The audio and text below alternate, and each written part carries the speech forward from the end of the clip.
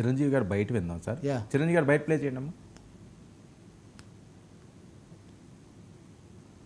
Social మీడియాలో మాట్లాడుతుంటారు, మీరేం మాట్లాడరు ఏంటని.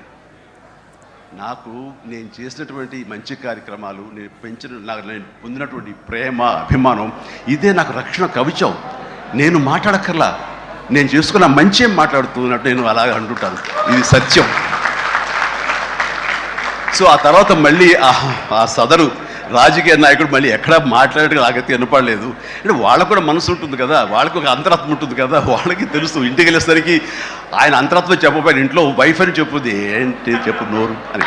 చాలామంది అంటారు, ఏమంటే మిమ్మల్ని ఇలా అటాక్ చేస్తుంటారు సోషల్ మీడియాలో మాట్లాడుతుంటారు, మీరేం మాట్లాడరు ఏంటని.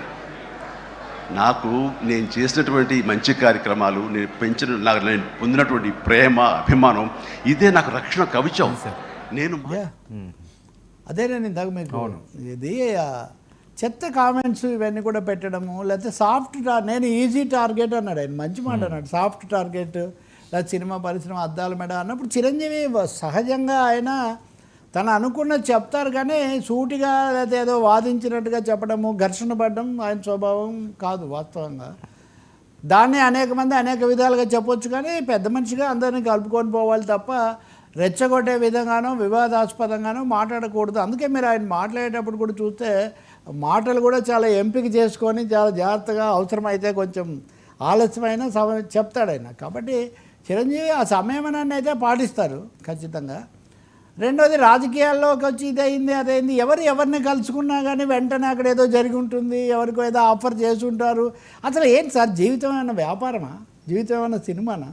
ఇప్పుడు ఒక స్థాయికి చేరిన వాళ్ళు, సెలబ్రిటీలు లేదా పెద్ద నాయకులు, కళాకారులు అనేక సందర్భాల్లో ఇచ్చిపుచ్చుకోవడాలు, కలవడాలు ఉంటాయి, ప్రేమాభిమానాలు, గౌరవాలు.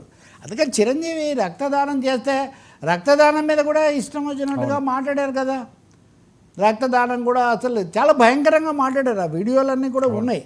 మరి వాళ్ళ మీద దాడి చేస్తే నాకు బాగా గుర్తుంది, ఆయన ప్రజారాజ్యం పార్టీ పెట్టిన కొత్తలో ఇంకా పెట్టకముందే దాడి చేస్తే ఈయన సరిగ్గా దాడికి గురైనటువంటి రాజశేఖర్, జీవిత వాళ్ళు రాకముందే వాళ్ళ ఇంటికి వెళ్ళి అరవింద్తో సహా అక్కడ కూర్చొని ఆ పిల్లలను కూడా వాళ్ళను కాస్త ఎంగేజ్ చేసి వీళ్ళు వచ్చిన తర్వాత సారీ చెప్పి ఇవన్నీ కూడా చెప్పిన మనిషి.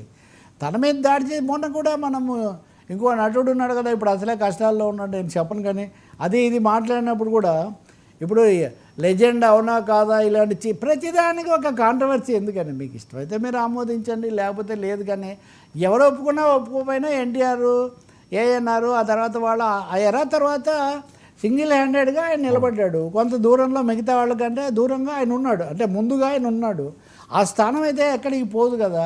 ఇంకోటి కూడా తప్పకుండా చెప్పాల్సింది, మిగతా వాళ్ళని మించి ఆయన అభిమానులను ఒక పాజిటివ్ ఫోర్స్గా మార్చి ఇదిగో ఈ రక్తదానాలు, సేవలు ఇలాంటివి పెట్టాడు.